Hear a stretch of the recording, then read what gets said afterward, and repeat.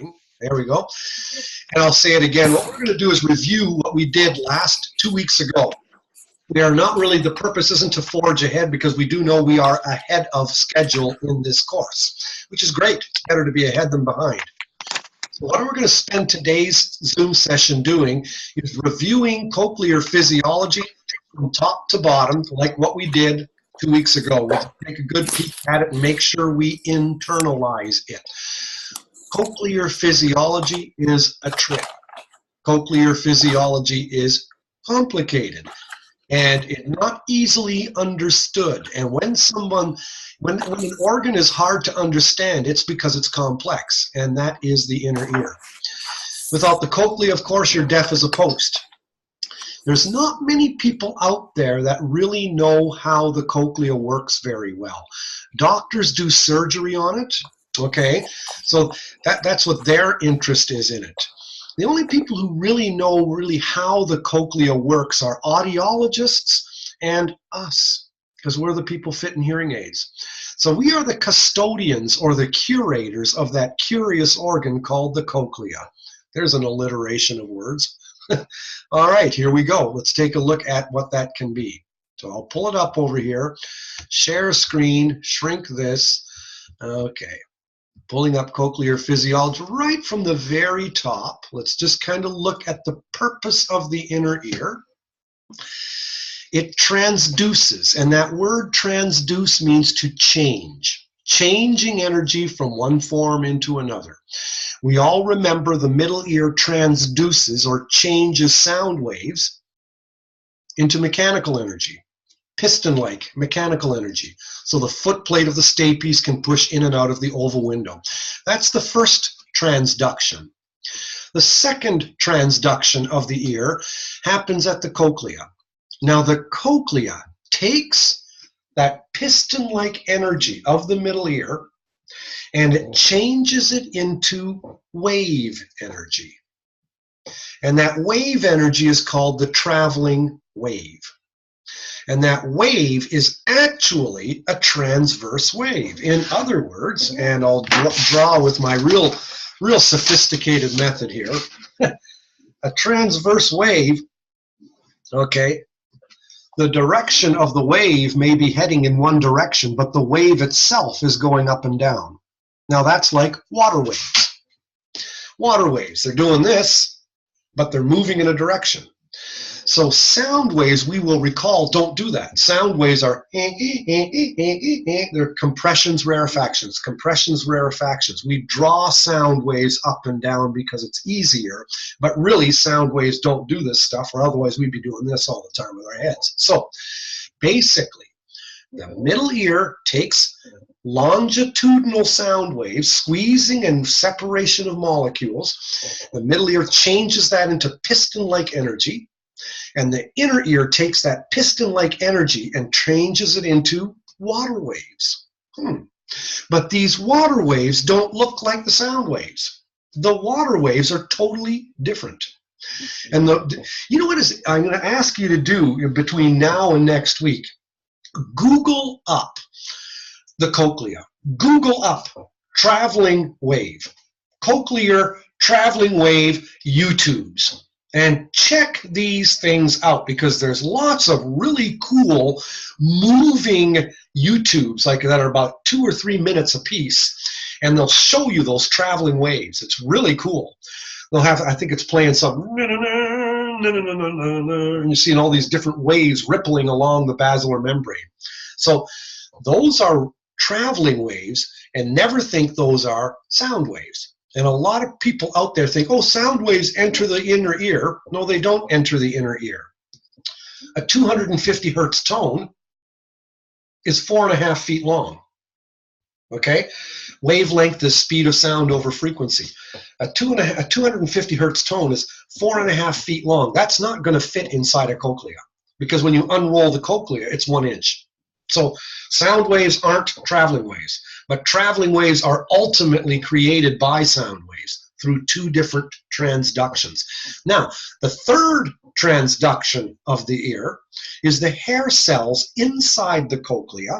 They take those traveling waves and they change those into electricity. And electricity is the language your brain runs on. So the middle ear changes sound waves into mechanical energy, the cochlea changes mechanical energy into hydraulic wave energy, and the hair cells take that wave energy and change it into electricity.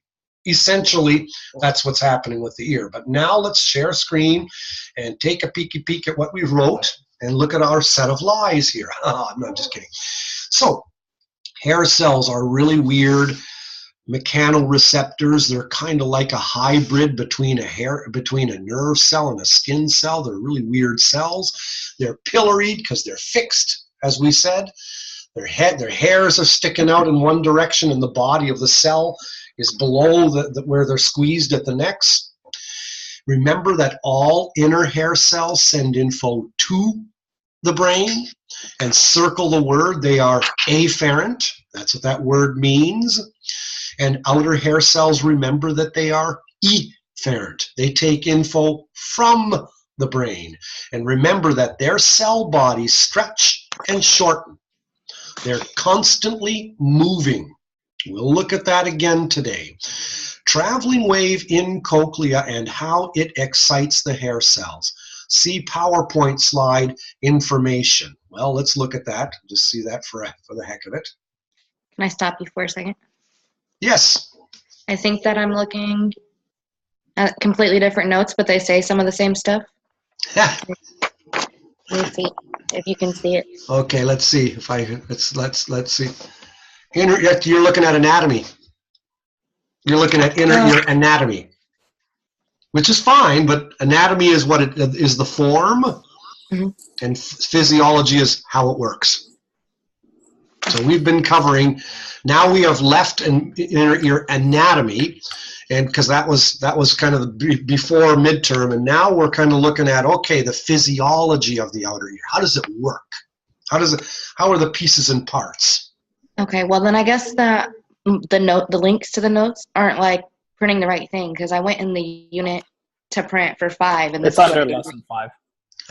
Pardon? I was gonna say this is why I printed up. Let me see if I can. Inner ear physiology. Yep, that's the correct one. Physiology. Yeah. I believe, Nicole, that's going to be in unit 6. Okay. So when you went in unit 5, you were probably looking at anatomy, and I think unit 6. It gave me in 6.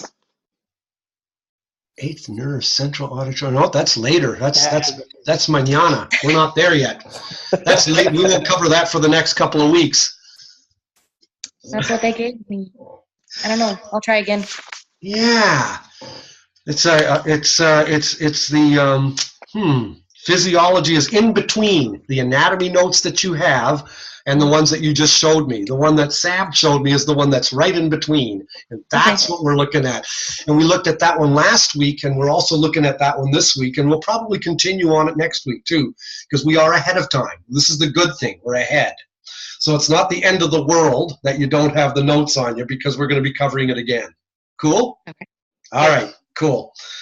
All right, peace, love, and all that, we're good. All right, cool. So we'll just read. I'll take a chill pill here, and we'll take a read of this weird slide called information. And it's just kind of, check this out.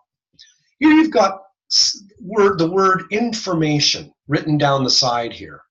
And this strip that we're looking at here is showing you what's happening over time. So if you look at the right-hand side, pretend that's the base of the cochlea where the high frequencies are. That's the fat end of the cochlea where treble is represented, the high frequencies. And then when you look at the left-hand side, that represents the apex, the point of the cochlea. That's where the low frequencies are. Now, all these are traveling waves, and we're looking at what happens over time. Lots of these traveling waves. And it comes from the throat, so it's louder and lower in frequency. And so the traveling wave peaks are toward the apex. So this is showing you time moving down for about a half a second. Information, saying the word, information, information. And just in that one word, information, you've got all these traveling waves, and all of a sudden, see how the is very soft, and the waves are near the base of the cochlea. And all of a sudden, high frequency traveling waves, little short ones. And then information, all of a sudden you're getting the vowel sounds. Now the peaks are all near the apex again. So you've got thousands of these traveling waves, rippling, rippling, rippling constantly up and down the cochlea. And so, and to get a nice idea as to how this all kind of, see if I can show another picture here of traveling waves. Okay, let's see. Come on, Ted, can't you this thing scroll, please? Okay. So traveling wave, traveling waves, traveling waves. And I think, here you go. Here's a traveling wave. Okay. So the base of the cochlea, wide end. Okay. Think of this as the floor upon which the hair cells stand. So here's your inner hair cells would be where my cursor is. It would be all in one line, all the way up. This is just the cochlea unrolled. You've just unrolled the cochlea. It's 1 inch long. So it's from 1 inch from here to here. So the fat end of the cochlea is where the narrowest hair cell floor is. And the narrow end of the cochlea, the tip of the cochlea, that is where the widest hair cell floor is. So if you've got one row of inner hair cells all along that basilar membrane, all along that floor upon which the hair cells stand, you've got 3 rows of hair cells, outer hair cells here. You've got 4 rows of outer hair cells here, and you've actually got 5 rows of outer hair cells here. So interestingly, as we know from past weeks, it goes exactly backwards to the way you think. The narrow end of the cochlea has the widest hair cell floor, and the wide end of the cochlea has the narrowest hair cell floor. And we said in weeks gone by that this is what makes the cochlea tonotopic. Specific frequencies are represented in specific places. In other words, highs are represented here, mids are represented here, and low bass is represented here. And you can remember why from acoustics. This area has less mass and it's more stiff, and stiffness resonates with high frequencies. This area has more mass and less stiffness, so it's going to resonate with low frequencies. That's why in this example that's being shown on this picture here, this must be a low frequency sound that made this wave, because the peak of that wave is near the apex of the cochlea, is near the low frequency end of the cochlea. If it was a high frequency wave, the wave would be stuck way over back here. And we're going to mainly stick with pictures right here in this day-to-day. So here's going to be, let's say, here's another picture of traveling waves. So just take a look at the pictures, okay? Here's the base of the cochlea and the apex of the cochlea. Now remember, this is just the membranous labyrinth, okay? The hair cell region of the cochlea. And again, the bony labyrinth is the actual spiral, you know, is the honeycomb shaped thing. And inside of that, of course, is this membranous labyrinth. And this membranous labyrinth, I was saying, is what gets wider toward the narrow apex of the cochlea, and it's actually narrower at the fat base of the cochlea. And again, this is simply the cochlea unrolled. So if you look at this pink area, that's the floor upon which the hair cells stand. And again, I'll draw with my cursor. You might have one row of inner hair cells all along where my arrow is, all the way. And then you'll have 3 rows of outer hair cells, 4 rows of outer hair cells here, and 5 rows of outer hair cells here. This hole here would be that helicotrema, la la la la la la. Okay, that's how when you're pushing with the oval window, this white area here, okay, is a scala vestibuli, and then through the helicotrema, the scala tympani, and then the pink area, the scala media. Remember, the scala vestibuli is bony labyrinth, the scala tympani is bony labyrinth, the scala media is membranous labyrinth.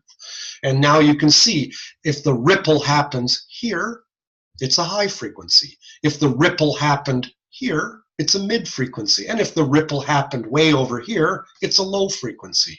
And notice this area again, more mass, which is why it will ripple or whatever, resonate with low frequencies. This area, less mass, and it's actually more stiff. and it's going to naturally resonate, or its wave, a high frequency sound will create a wave in this membranous labyrinth, but that wave will stop here.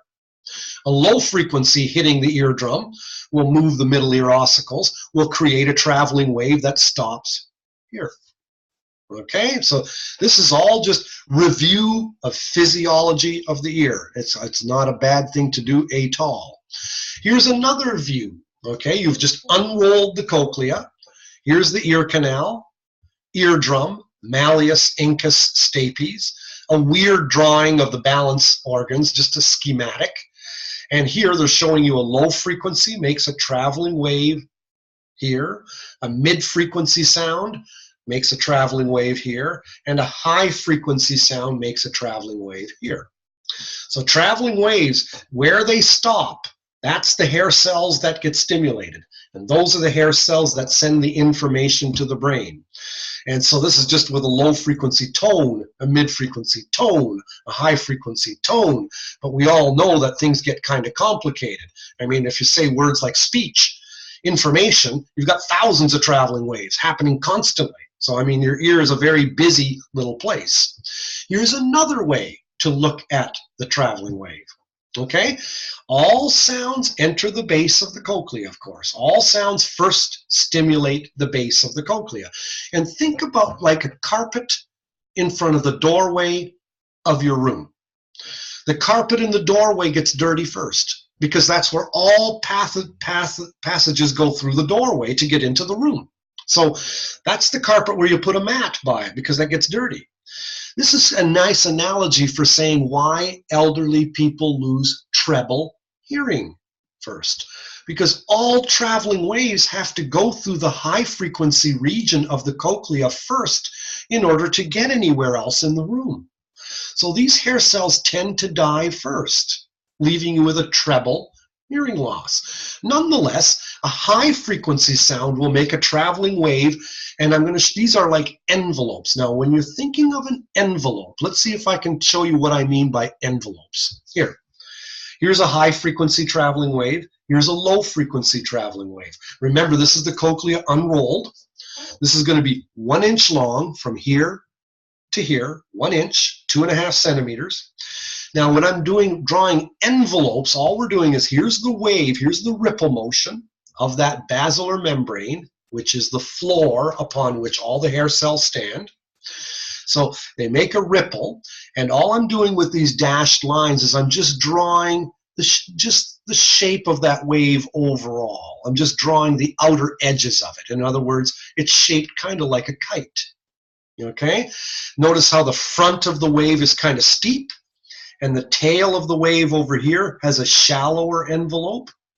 So in other words, it grows and then all of a sudden peaks and then ends. And a high frequency traveling wave, well, it ends in this hair cell region. A low frequency traveling wave will end in this frequency region. But again, all traveling waves have to go through this region to get to any other region, which is why high frequency hair cells tend to die before low frequency hair cells. So back to this picture. So now you've got 3 traveling wave envelopes. You have a traveling wave envelope for high frequencies, mid frequencies, and low frequencies. Notice the dashed lines. And notice how the tail of the wave is sloped and the front of the wave is steep.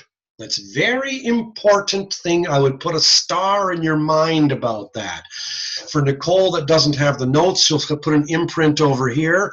And for Sam, well, he'll just kind of jot something down, or maybe he'll punch himself in the head over here. Doesn't matter. Either way, remember that the traveling wave is asymmetrical in shape. It's shaped like a kite. And that's very important to remember, and I'll tell you why. Why? How come? Traveling waves are shaped like kites. Here's another picture of traveling waves. Only this time they're drawing the base on the left. Doesn't matter. High frequencies here, low frequencies here. Okay, if it's a higher frequency tone, okay, high frequency hair cells near the base, near the fat end of the cochlea are going to get stimulated. Notice the shape of the wave envelope. Once again, like a kite. It's not symmetrical. And if it's a low frequency sound that stimulated the cochlea, the ripple will be made more toward the apex, but once again, the traveling wave is asymmetrical. So, when the traveling wave has a peak, so let's look at the peak here, any peak. Take a peak here, take a peek over at this peak. Hey, peek over here at this peak, and peek a pepper over here. Now, at the peak of the wave, what's happening? Hair cells are being bent. Okay? At rest, bent. So look at this blob of flesh here. This is the tectorial membrane. Tectorial, T-E-C-T-O-R-I-A-L. Tectorial membrane. Notice how the hairs of the outer hair cells are jammed in it. When the hairs get bent, okay, they now send an electrical current up to the brain. At rest, nothing happened. When at the peak, when there's a peak, the hair cells here, okay, are going to get bent. And when they get bent, they send a current to the brain. So that's the last transduction of what takes place in the ear. Here again, tectorial membrane, outer hair cells, inner hair cells, basilar membrane, that's the floor upon which the hair cells stand. Remember, the basilar membrane is narrower at the wide base of the cochlea. It's wider at the narrow apex of the cochlea. More mass it has. Okay, there's more mass. There's 5 rows of outer hair cells at the apex of the cochlea, which is why the traveling wave will end near the apex if it's a low frequency that caused it. Here's now what happened at the peak of the traveling wave. The hairs got bent. When they get sheared or bent, that sends an electrical current to the brain. The shearing action of hair cells. And again, I'm going backwards here. Look at this. Here you got the eardrum. Sound being transduced into mechanical energy. The piston mechanical energy, poof, pushing into the oval window, making the fluid push, push, push around the helicotrema, out, out, out, out, out to bounce against the round window. And because you're having that motion, okay, that motion is going to translate to a traveling wave here or a traveling wave here. If it's a traveling wave here, you hear a high frequency. If it's a traveling wave here, you hear a low frequency. Horton hears. What does Horton hear? A who. Okay? So basically, that's the situation. And when the fluid is pushing here, remember, it's got to squeeze through this tunnel. And because the fluid has to squeeze through that tunnel, there's a pressure build up. And that pressure buildup is what dents the floor. It'll dent it here. That's a traveling wave near the apex, near the base of the cochlea. If it dents the floor here, that's a traveling wave near the apex of the cochlea. This is the apex, of course.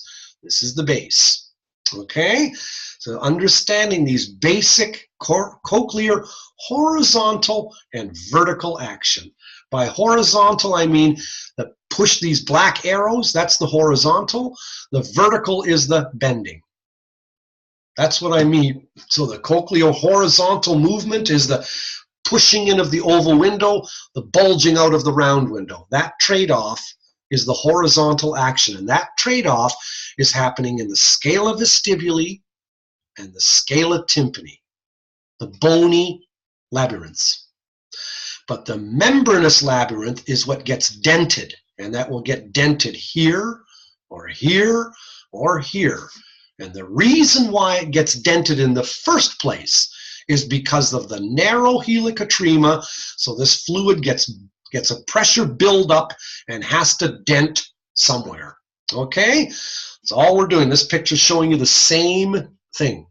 You're looking at an eardrum, pushing against the malleus, incus, and stapes into the oval window, making that horizontal movement in blue.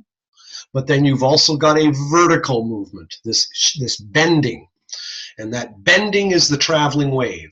And where the peak of the traveling wave is, the hairs get sheared. So that's essentially the story of the cochlea. And wherever the hairs get sheared, the message is sent up this 8th nerve to the brain. All righty then. Let's kind of take it from here. I'll speak in my best Scottish now. Oh, hi. Did I ever tell you the time when I was working at a detention center with bad kids? It was rough teenagers, I tell you. They were doing the breaking and entering, you know, the bad things that teenagers do. And this one kid, his name was Curtis. And we had a worker there. His name was Frank McClune. Frank McClune from Scotland. And Curtis was shooting a basket and he missed. And the guy, Frank McClune, oh, hard luck, Curtis. We all imitated him for the rest of the day. Oh, hard luck, Curtis. Okay, I don't know what that has to do with hair cells. Nothing, but anyway, just thought I'd break it up there. Okay, now, if we go and take a look at the shape of the kite, and this is good for us to now see this. The traveling wave has an asymmetrical shape, and that asymmetrical shape results in what is called the upward spread of masking. I would jot that phrase down, the upward spread of masking. In English, it simply means lows mask highs better than highs mask lows. The upward spread of masking. Let's take a look at this upward spread of masking in your PowerPoints. Here's a truck, blah, blah, blah, blah, blah, blah, blah, blah, blah, low frequency. Here's the peeping of a canary. Beep, beep, beep, beep, beep, beep, beep, beep, beep, beep. Okay, now, if you think about the rumbling of a truck, it's outside, it's blah, blah, blah, blah, blah, blah, blah, down the road over there, and the canary in your kitchen, in the little cage, is peeping softly. Look at how the envelope of the low frequency wave covers the envelope of the peeping of the canary. This means that the rumble of a truck down the street will cover up the peeping of a canary. The word we use in English to describe this is masking. The truck will mask the peeping of a canary. I got something better to show you. There we go. The truck will mask the canary. Okay, fine. We're getting near Halloween, so there. Okay, now, on the other hand, you will have a situation where it doesn't really work the other way around. You can have Miss Hairy Canary, and she can peep, peep, peep, peep, peep, peep, peep all she wants, and she can make a huge, big traveling wave near the base of your cochlea. But guess what? That's not going to cover up the soft rumbling of a truck. See that? It's because of the shape of the waves. They're shaped like kites. Steep at the front, sloping tail at the rear. So a loud, high-frequency sound does not cover a soft, low-frequency sound very well. On the other hand, a loud, low-frequency sound does cover a soft, high-frequency sound very well. This has lots to do with hearing aids and your clients. The biggest complaint of hearing aid wearers is background noise. That's their biggest complaint. Ask anyone who fits hearing aids, background noise. Well, guess what? When you think about background noise, even if it's speech at a party, the words hubbub and babble come to mind. Blah, blah, blah, blah, blah. Everybody's just babbling. Well, that's low frequencies. Speech or background noise is mostly low frequency. Traffic, noises outside, sounds in a restaurant, mostly low frequency, except for the clatter of cutlery. But other than that, it's mostly low frequency. And what's high frequency? The consonants. S, sh,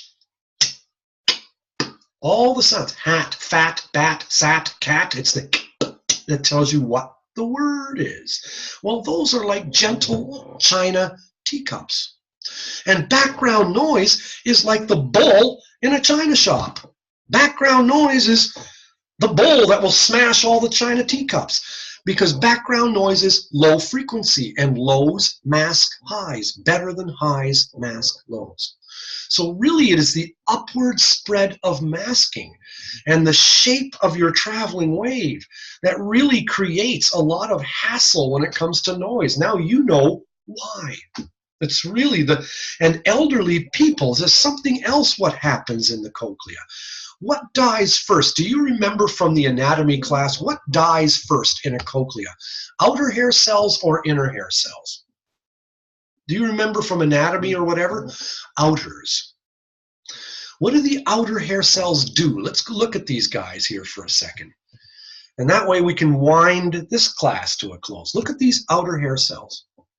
Okay, what the heck do these things do? Well, let's look at what they do in action. Let's take a moving slide picture. I think I've got one. Yep, I do. Here we go. What are these things doing? They're stretching and shrinking. And notice how they pull that tectorial membrane down to bend these inner hair cells. If loud sounds stimulate the cochlea, there's enough fluid motion to move these hairs by themselves. Remember, inner hair cells are afferent. Without them, you're deaf. They send all information to your brain. But they have a fundamental flaw. They cannot pick up sounds below 50 dB. And what's 50 dB HL? Average conversational speech. They can't pick up sounds softer than average conversational speech. And tell me, what's the moving part in this picture? It's mostly the outer hair cells. So any sounds stimulating the cochlea that are soft, the outer hair cells have to pull that membrane down so that it can bend those hairs. That's why the outers die first.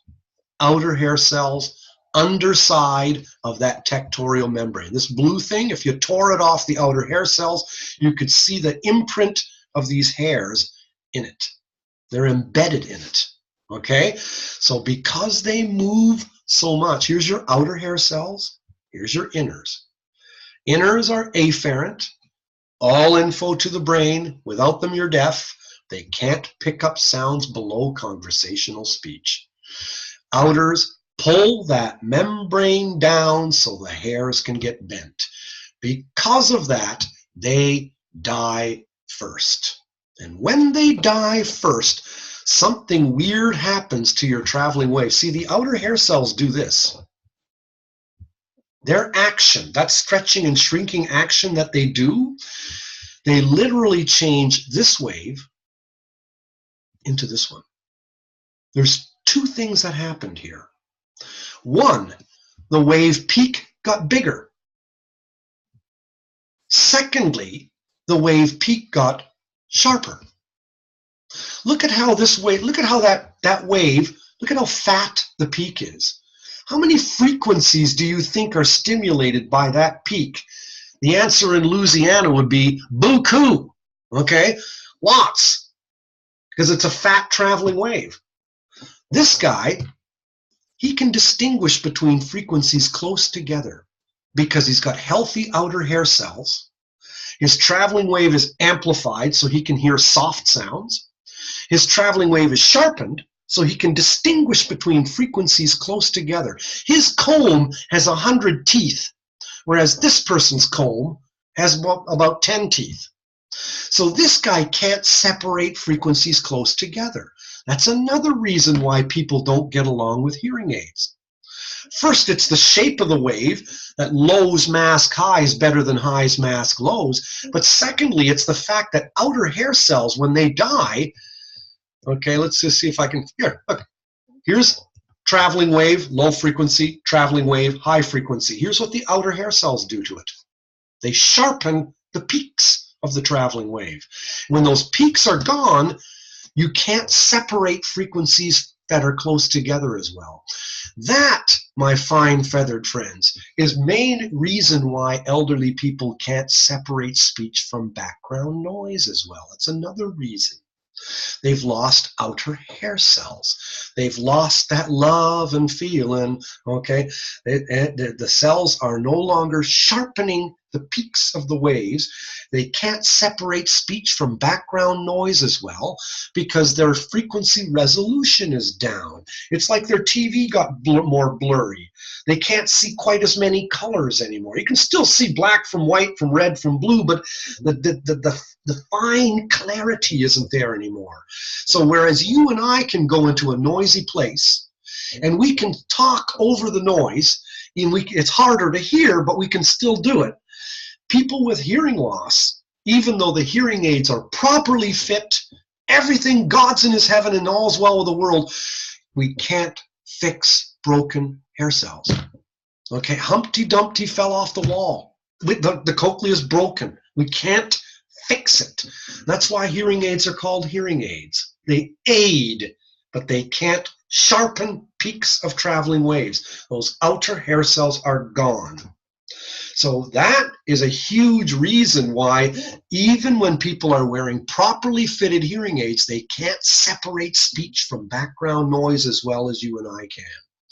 So this has been this is cochlear physiology. Without even looking at the ding-dong notes, we're just looking at pictures, looking at it from a second point of view.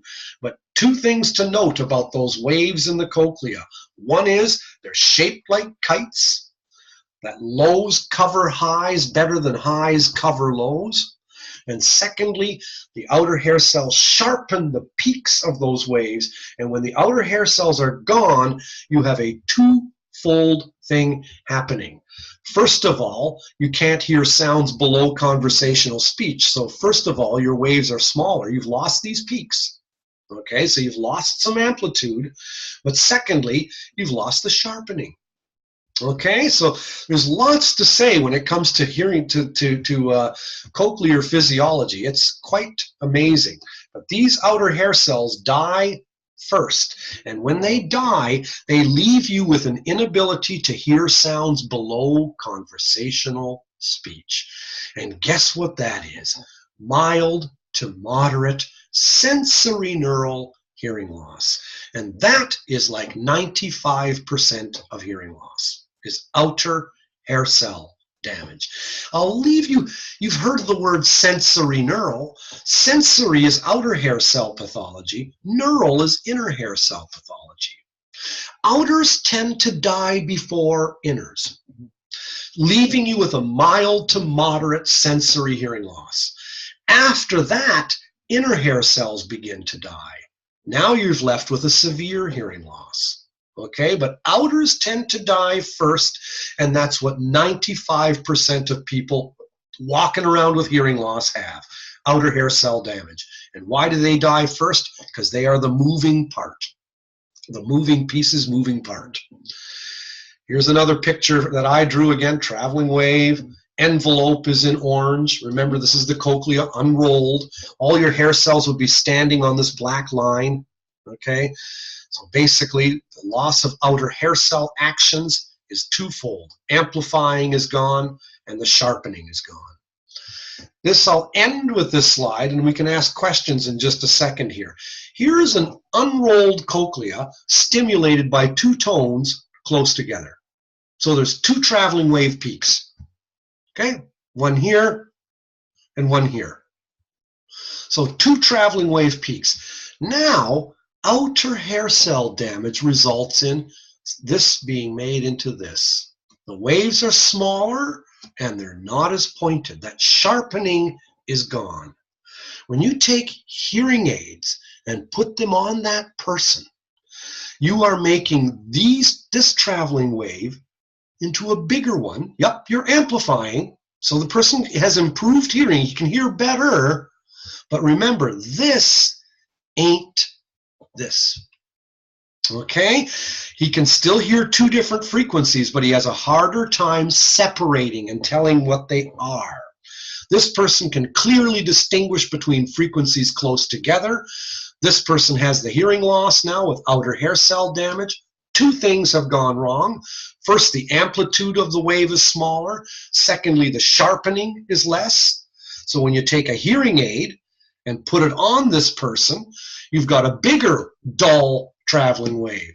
But the sharpening is gone forever. And that's why people with hearing aids complain about hearing aids. And that's why counseling is such a huge part of our job. We don't have to tell your clients that, what I told you, but you have to say to your clients, look, I can't fix your ears to make them like you were 10.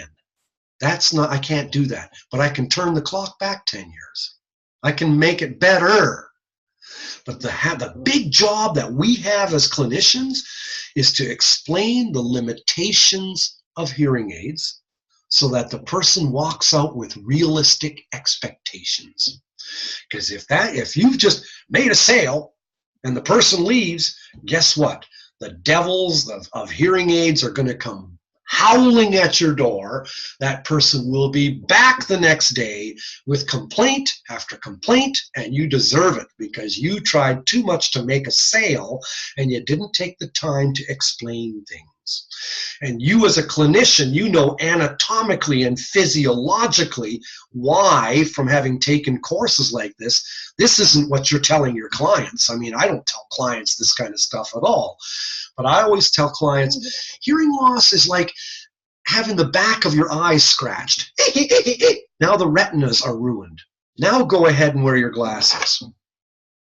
It'll help, but it's not going to, I can't bring the clarity of your vision back. It's gone. I can't. Well, hair cells are the retina, in quotes, of your ears. Outer eye pathology is mostly conductive. Light not properly reaching the back of the eye. Wear glasses, focus light properly. Hearing loss, hair cell damage. Hair cell damage is the retina of the ear, in quotes. The damage there is permanent. All you can do is aid and love and explain in plain English. I can't make your hearing like it was when you were 10, but I can turn the clock back some 10 years. I can help you, but I'll never make it perfect. But I want to tell you what your hearing aids won't do. They won't wake you up in the morning and make coffee for you. Okay? They're not going to go to the bathroom for you. They're not going to make your hearing perfectly normal. They can't. Okay? You're always going to have some problems hearing in noise, but I'll tell you something, hearing aids in a drawer aren't going to do you any good. Hearing aids in your ears are certainly going to take the strain and effort out of trying to pick out what people are talking about. And that's the effort is what you want to decrease just to make it easier. They'll never be perfect, but easier. Do you have any particular questions in mind from the stuff that I've been talking about? Just this roundabout kind of a review talk, having gone no further than where we were last week. It's all, or 2 weeks ago. All I did was just kind of talk, keeping what Becca had in mind about us being way ahead, just reviewing. Any of this stuff sounded new to you, or you have any questions about it that way? Feel free to ask. Do. Check it out.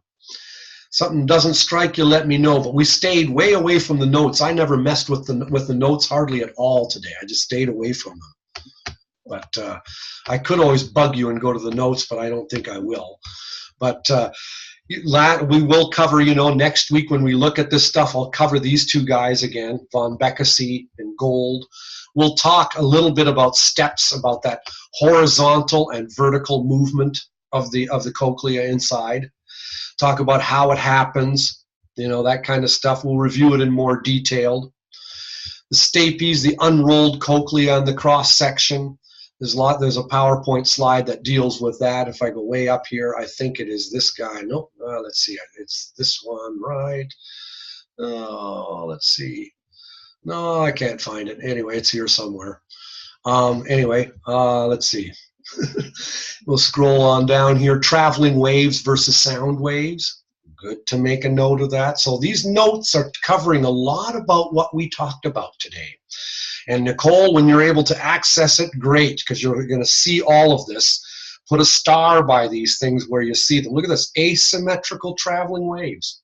See that? That we talked about that just today, but these are the notes that go with those topics in particular. The shearing action of the hairs themselves, seen close up. We looked at that a bit today. The traveling wave and the twofold role of the outer hair cells. We covered that too near the end. The amplifying and the sharpening. The twofold role. They amplify for sounds below conversational speech. They help the inner hair cells pick up sounds below conversational speech. And secondly, they sharpen the peaks of the traveling waves. That's this highlighted here. We didn't talk at all about otoacoustic emissions, but we won't until next week. So we'll leave that alone. This has lots to do with hearing aids. That's all in your notes as well. That's how we finished today. This all has lots to do with hearing aids.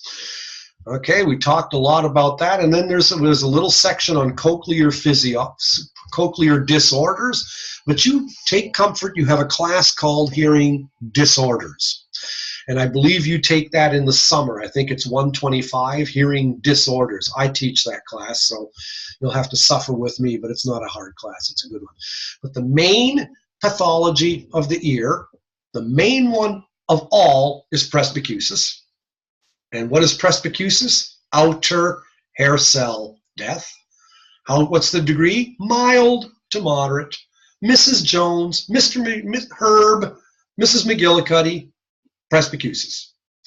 Presbycusis, think Presbyterian, Church of the Elders, okay?